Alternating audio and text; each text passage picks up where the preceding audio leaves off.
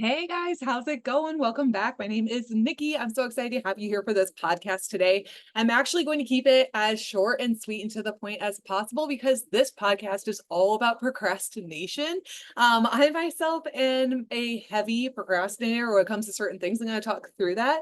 Some things that you may relate to and how it's not good and to like continue being a procrastinator, especially on certain projects and subjects and stuff, and why it might feel really, really overwhelming to be a procrastinator, and some of my tips that I use to try and get past being a procrastinator as well, even though I still struggle with it, especially with those bigger projects. So this is going to help you relate, whether it's with a work project or if it is with a health and wellness goal, anything that seems to be really, really out of grasp. Maybe you're trying to go back to school to get a degree, or whatever the case is, something that's a big goal. It's going to take a long time to likely get to, or a big project that's going to take a long time to finish.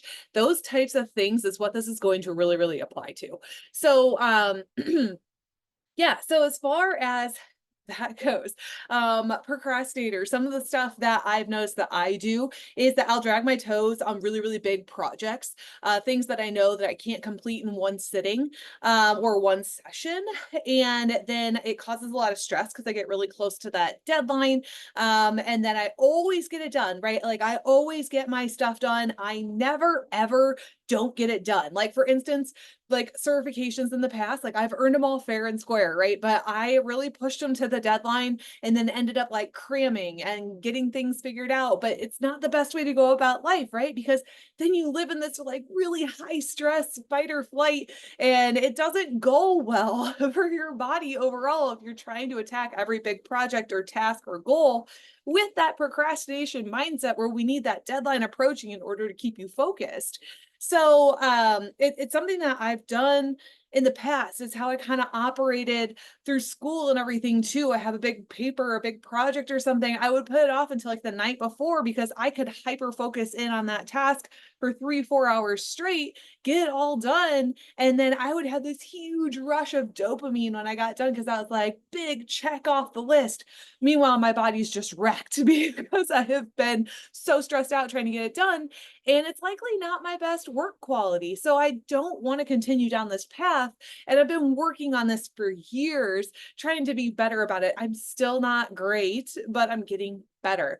Other things that I find myself doing, especially when it comes to these big projects, it's kind of like what I'm doing recording this podcast right now, is I often find myself doing lots of smaller tasks. So like this is something I can check off my list, get done. I love to do a podcast every single week and record it so that way we can get all this information out to everybody all at once every week. So it's something I do need to get done, but it's a smaller task that I can get checked off, right? And get it taken care of, and gives me a dopamine hit because it's one more thing finished. And what happens is like I start doing all these smaller tasks to make me feel more accomplished with my day. And I get all these tiny hits of dopamine throughout the day. And then I don't ever really work on the big projects because I run out of time because I did all these small projects to take up the time where I had put off the time and scheduled time to take care of the bigger projects and the chunks that I set up for it. So it kind of bites me in the ass every time. And so I really, really wanted to record this because it does make sense to put it out there, and it helps me really like own up to it and focus in on the things that I need to get done. Some other things that you might notice if this does apply to you, that you might focus better and get more done with better work quality when you add more to your plate. So like for instance, like you add an additional project, or your kids join an additional sport, or you volunteer for another committee, like you find that you get more done in the hours that you have available to do different tasks because it is do or die with that time. You either get it done or you don't, because you literally have to move on to the next thing, and that's your only option. I find that when I have more leeway and more wiggle room, I get less done because, well, I wiggle a little too much, and it's never ever worked out in my favor. So, I just want to kind of go over some of the things. Like I said, it's going to be a quick one. I just thought it'd be really helpful, especially this time of year with all the changes going on. So if you're like me and you struggle with being a procrastinator, especially with big tasks, big goals, that kind of thing as well, these are some of the things that I do and continue to work on doing in order to get past this terrible habit. So maybe they'll help you as well. So chunk down big projects and give many deadlines, right? So if you have a project that has all these different aspects in it, then chunk it down. What can you accomplish in this amount of time? And then give yourself a deadline date for that piece of the project. That will give you a dopamine hit when you actually complete that small portion of it, because boom, that one's done. Perfect. Now we can focus on the next piece at the next time that the next one is scheduled to take care of it. And that makes a big, big difference. And then another thing, which, oh, this one hits true so many times, is make sure that when you're setting all these little deadlines, that you set that last one for the last portion of the project, or the last piece of the paper, or whatever. Make sure you set that for at least a week before that final deadline is really actually due, whether that's for your boss or for turning something in for school or whatever. Set that deadline for at least a week before when that's due, because that gives you a week to look through it, go through your details, read over your work, check for any errors, right? That kind of thing. Instead of putting it out there and having all these like small errors, these technical issues, or a link not working if it's in my world and we're trying to release a new program or whatever. And so that really, really helps reduce some of that stress, right? So set many deadlines, chunk it down into small pieces, and then set that final deadline for a review to have a week before something like is launched or before it's due.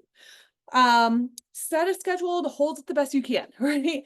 And I say hold it the best you can because life is going to bite you in the ass, and that's just how it goes. You're going to have a sick kid, somebody at work is going to call in, or somebody's going to quit at work, or you get sick or whatever. There's always going to be something that comes up and gets in the way of whatever task or goal that you have for whatever project. And so set the schedule that you can, the best that you can, and hold to it the best that you can. So I really like to give myself 15 to 30 minutes to work on bigger projects every single day.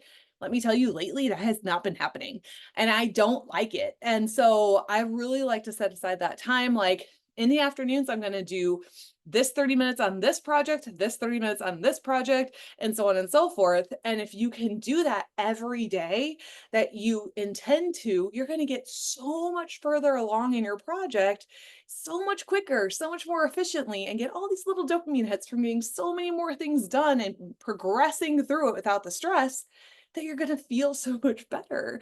And I can speak from the truth on that. It makes so much sense. So really try and hold it the best that you can. No, it's not going to be perfect. And this is where I struggle too, but set the schedule and hold it as well as you can. And then this one is huge. No just checks while you're trying to hyper focus in on a project. So, by what I mean by that is like, oh, I'm just going to check my email real quick, or I'm just going to check Facebook real quick, or I'm just going to check Instagram real quick.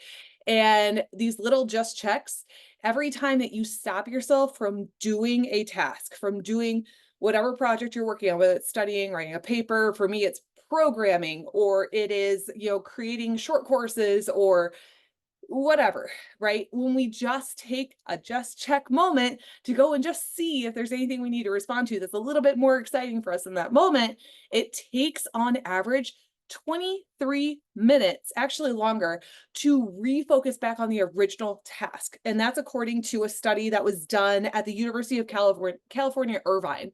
So really take that into account, because if you give yourself an hour to work on this project, but you had 2 just checks, well, you only actually worked on that project for about 20 minutes. That's not going to get you very far, right? So really take that into account. Listen to yourself a little bit more, and put away your phone or shut off the app. Don't allow yourself to open or look at anything unless you have finished up with that time period or with that portion of the project, that kind of thing. That is going to be a huge piece to help you stop procrastinating as well.